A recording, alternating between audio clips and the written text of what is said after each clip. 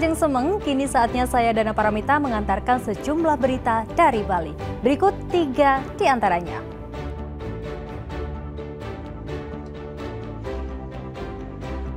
Setelah harga telur, kini harga minyak goreng ikut merangkak naik.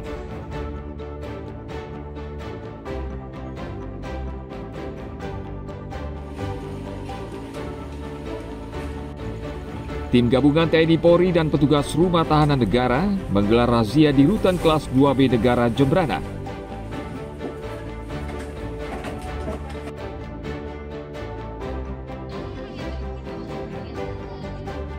Lima belas seniman lukis memadukan kreativitas dan filosofi budaya dalam lomba body painting di Nusa Dua.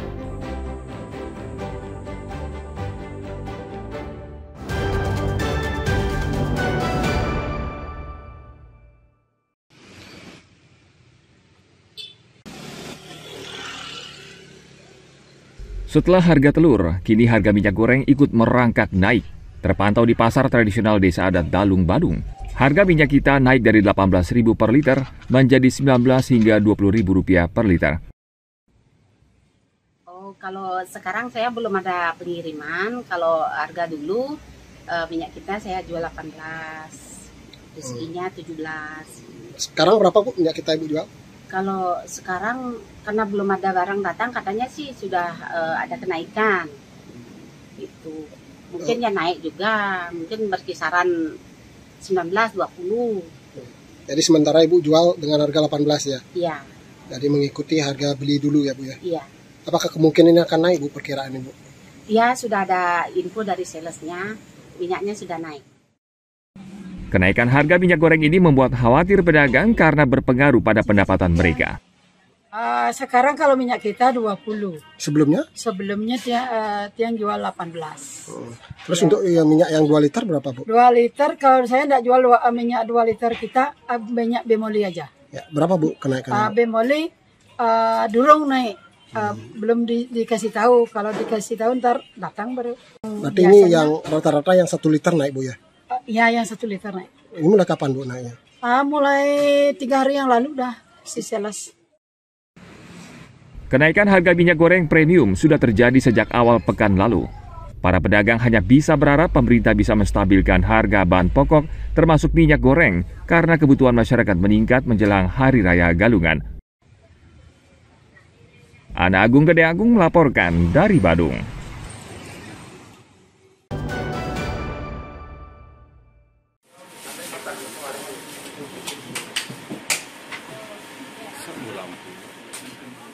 Tim gabungan TNI Polri dan petugas Rumah Tahanan Negara menggelar razia di rutan kelas 2B Negara Jembrana pada akhir pekan lalu.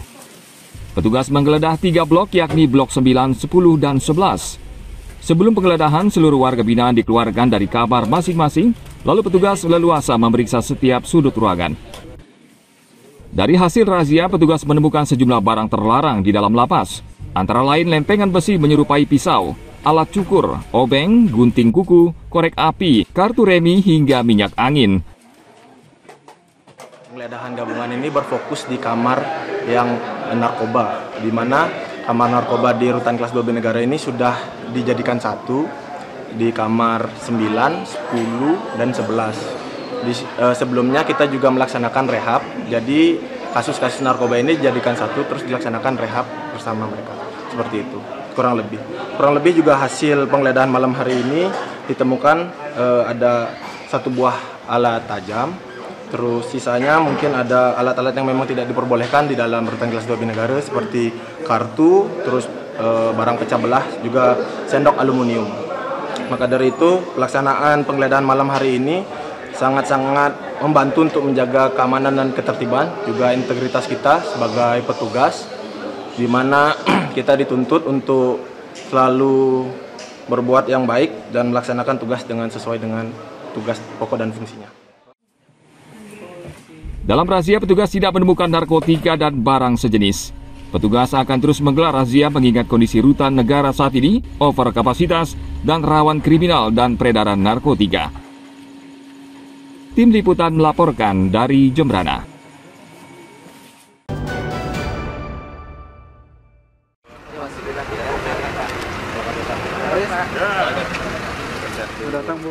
Komisi 4 DPR RI menyoroti repatriasi satwa liar yang dilakukan Balai Konservasi Sumber Daya Alam.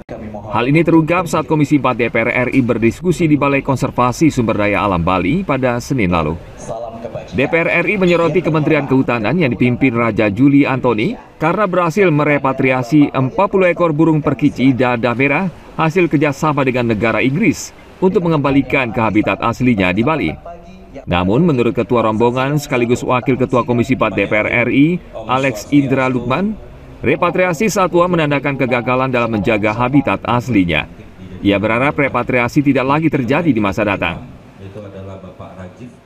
Kita berharap repatriasi ini yang memang hasil kerjasama, ya toh, itu tidak lagi terjadi di masa depan. Kenapa? Karena kalau kita repatriasi itu berarti ada kegagalan di kita dalam melestarikan atau mengembangbiakkan jenis hewan yang memang endemik di tanah air. Nah, oleh karena itu dalam diskusi tadi kita menghasilkan 3 poin kesimpulan. Yang pertama adalah penyempurnaan regulasi, kedua penangkaran yang melibatkan masyarakat, dan yang ketiga pendataan dengan pemanfaatan teknologi. Gubernur Bali Wayan Koster berjanji segera membuat regulasi yang bisa melindungi satwa liar asli Bali untuk menjaga kelestarian endemik.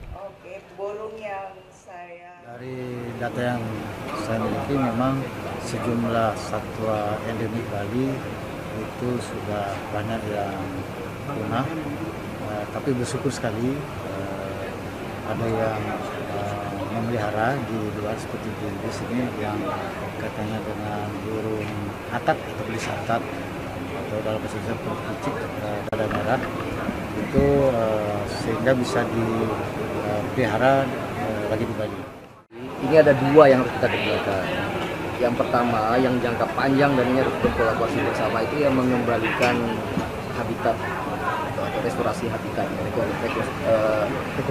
ekosistem ya. Semuanya harus kerja keras, tadi dikatakan hutan Bali 33%, ini harus 30%, ini kan harus kerjasama ini. Ya. Jadi bagaimana tadi istilah lainnya, bagaimana menjaga keseimbangan antara ekonomi dan ekologi. Tadi Pak Alex baik sekali mengatakan ya kalau nggak jadi rebutan nanti antara manusia dengan satwa, kita dijaga keseimbangan itu. Pariwisata penting. Tapi kalau seandainya alam nggak dijaga, mari jadi habis ya, habis. Sustainable. Ini harus dijaga secara kita. Jadi Pak Gubernur menyampaikan kita akan kerjasama, terutama menggalakkan penanaman bagi dia. Anggota Komisi 4 DPR RI yang hadir antara lain Ketua Komisi 4 Titik Soeharto, Wakil Ketua Alex Indra Lukman, Wakil Ketua Panggah Susanto, Wakil Ketua Ahmad Yohan, dan Wakil Ketua Abdul Haris Al-Masyari. Tim Liputan melaporkan dari Denpasar.